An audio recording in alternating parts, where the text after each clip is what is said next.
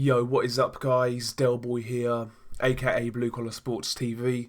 Hopefully you guys are doing well. If you're new here, smash that like, hit subscribe, all of that good stuff. So, Fedor Chudinov knocks out Umar Sadiq in the 12th round, in which was a very competitive fight. I've got to be honest, Umar Sadiq did a lot better than I was expecting. Ultimately, going into this fight, I was kind of feeling that this fight would be far too much of a step up for Umar Sadiq. And while that was true in the end, he just acquitted himself much better than I expected. Going into this fight, Umar Sadiq basically has been fighting at area and English title level. He's not really even proven at British level, and obviously Fedor Chudinov was a former world champion. Not one of the strongest world champions, but a world champion nonetheless. So yeah, going into this fight, I really wasn't expecting much from Umar Sadiq, but he made this fight very competitive and very hard for the more experienced Fedor Chudinov. I felt Umar Sadiq started really well, and in my opinion, he was certainly ahead after 6 rounds or so. He was the guy who was being a lot more active with his punches. Chudinov was coming forwards behind that high guard, and he was letting his hands go at times. But, ultimately, in my opinion, he was being outworked in the first sort of 6-7 rounds. And at that point, I felt this fight was very winnable for Umar Sadiq. But after round 6, round 7, you could tell that Sadiq was starting to tire.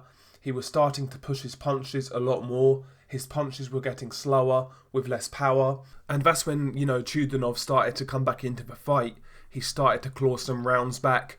And yeah, he started to have a lot more success to body and head. And as I say, as the fight went on, Sadiq just looked more and more tired.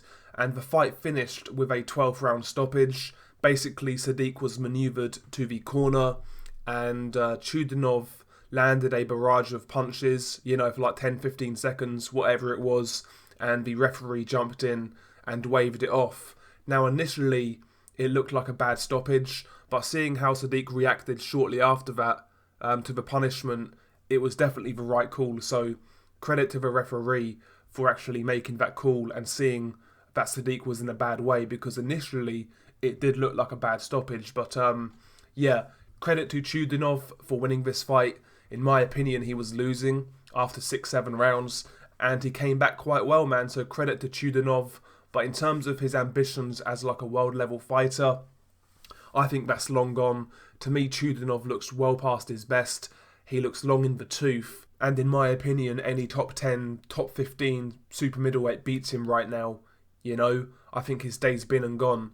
If you're a genuine contender at 168, let's be honest, you can't be struggling with Umar Sadiq. So, yeah, I think Chudinov's days as a contender at 168 are now gone. And also one more thing to bolt onto this post-fight review. On this card, believe it or not, Danny Williams was fighting, the 47-year-old Danny Williams. And he was fighting a guy called Sergey Karatonov, who is a 40-year-old who made his pro debut. Karatonov basically was an MMA fighter. I think he was also a K1 fighter. And he had his first boxing match against Danny Williams. And Karatonov beat Danny Williams by a second round knockout. So it's not really surprising.